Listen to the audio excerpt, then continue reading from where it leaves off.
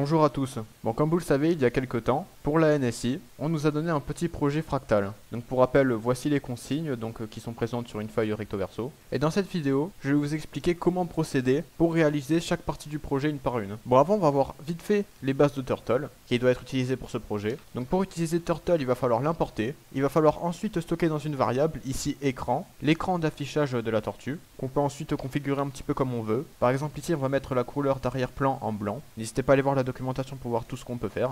Et pour avoir accès à la tortue, il faut stocker dans une variable l'objet turtle de turtle, la tortue, la flèche, et après on peut en faire un petit peu ce qu'on veut. Par exemple, pour avancer, c'est tortue.forward avec le nombre de pixels en paramètres. En utilisant tortue.backward, on peut reculer. Avec tortue.left, on peut tourner à gauche, donc d'un certain nombre de degrés. Et avec tortue.right, on peut tourner à droite. Bon, faites attention par contre pour ces deux utilisations ici.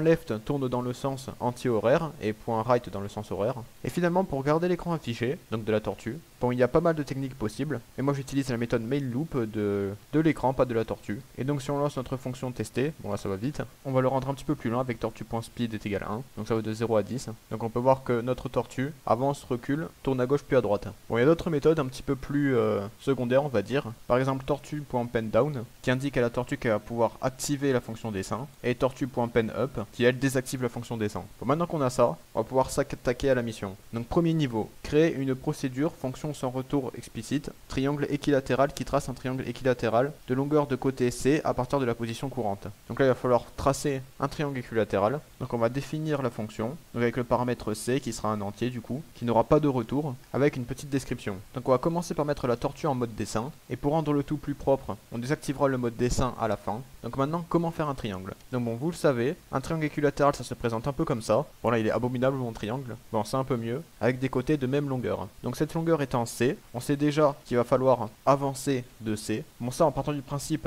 qu'on parte d'ici là, donc des points de départ. Donc là on se retrouve ici. Bon maintenant il va falloir tourner de cet angle là. Bon, dans un triangle équilatéral c'est assez simple, puisque cet angle est toujours le même, et d'ailleurs c'est le même sur les deux autres angles, puisqu'il est de 60 degrés. Donc on pourrait tenter de mettre tortue.left 60, pour ensuite tracer ce côté là, retourner de 60 degrés, retracer ce côté là, et retourner de 60 degrés, pour se retrouver dans la position initiale. Donc en sachant qu'on a trois côtés à tracer, on a juste à faire for i in range 3, et de lancer pour voir ce que ça donne. Bon, or si on lance, ça nous donne ça, et c'est pas du tout un triangle équilatéral. Le problème vient de comment on tourne. Donc pour vous expliquer ce qui va se passer ici, on va prendre notre tortue qui va être comme ça, ici on aura la droite sur laquelle elle est, donc si elle avançait, elle va montrer sur cette droite, et si elle tourne de 60 degrés, elle va tourner comme ça. Donc au final, elle se retrouvera un peu comme ça, et donc si on avance, et bien ça donne pas ce qu'on veut. Ça marcherait si on voulait tracer cet angle vers l'extérieur, or là on veut le tracer vers l'intérieur, donc ça marche pas. Donc comment faire? Et bien c'est très simple, je pense que vous le savez, mais un angle sur une ligne droite comme ça, c'est 180 degrés. Donc ici là on a créé un angle de 180 degrés, donc qui est en partie occupé ici par cet angle de 60 degrés, et occupé d'un autre côté par le reste, donc le reste qui est 180 moins 60, ce qui fait 120. Et comme on veut que l'angle soit vers l'intérieur et pas vers l'extérieur,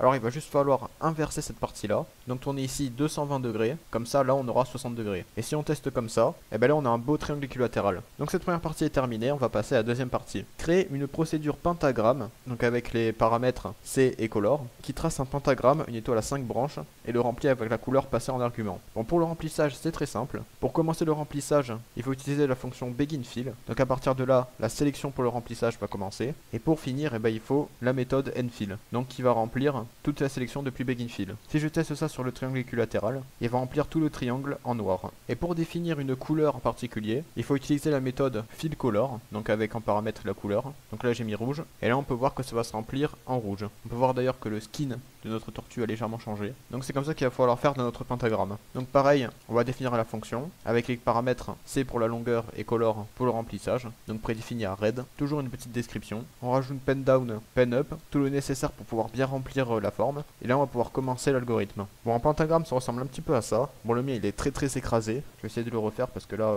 ouais bon c'est pas mieux, ouais tant pis. Bon, l'avantage avec cette étoile en particulier, c'est que l'algorithme de traçage est assez simple. Vous devez faire une première ligne, puis une deuxième de même longueur, puis une troisième de même longueur, puis une quatrième de même longueur, puis une cinquième de même longueur. En sachant que l'angle ici vaut 36 degrés. Donc il va falloir tourner de 36 moins 180, 144 degrés. Donc on va partir du principe que C, c'est la longueur d'un de ces segments. Et comme il y en a 5 et que c'est la même répétition à chaque fois, on définit une petite boucle qui se répète 5 fois. On avance de C et on tourne cette fois-ci à droite dans le sens horaire de 54 degrés. Et donc si on lance, ben, ça fait ça. Bon, pour remarquer un truc un petit peu bizarre, c'est que la partie au milieu n'est pas sélectionnée pour le remplissage. Bon, tout simplement parce qu'elle est sélectionnée deux fois, donc elle est ignorée. Elle est un peu sélectionnée puis désélectionnée. Bon, pour éviter que ça se produise, je vais pas vous mentir, j'ai cherché un petit peu sur la documentation. Bon, on va dire que ça m'a pas été très utile, mais en gros ce qu'ils disent, c'est que des fois ça remplit, des fois ça remplit pas, bon. Et sinon il pourrait y avoir une autre technique qui consisterait simplement à tracer cette ligne, puis tourner, puis tracer cette ligne, puis tourner, et du coup recommencer 5 fois. Bon, ça pourrait être marrant de le faire,